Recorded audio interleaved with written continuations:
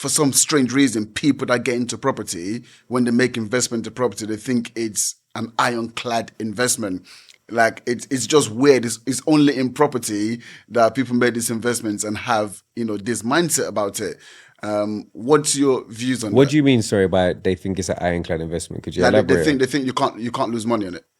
Yeah, I think, look, you can lose money in anything. That's the whole concept of investment. It's investing money for a potential reward, but that level of reward is generally tied to the level of risk.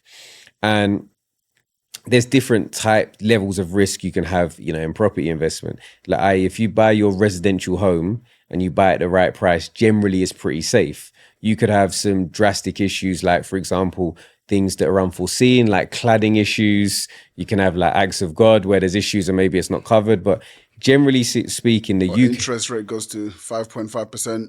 But even that, like if you bought, in 2020 and interest rates have gone up drastically, prices have also gone up over that time. So it's not that bad. So obviously, because myself, I invest in London, which, number one, the UK is an island, small place. We've got an undersupply of housing. We've never met our housing quota per year for the last 20 years.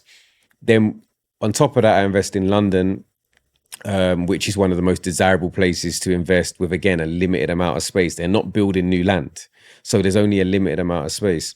Now, property investment isn't risk-free. People lose money in developments all the time. But in terms of it being tangible, if you're holding for the long term, you have a lot more security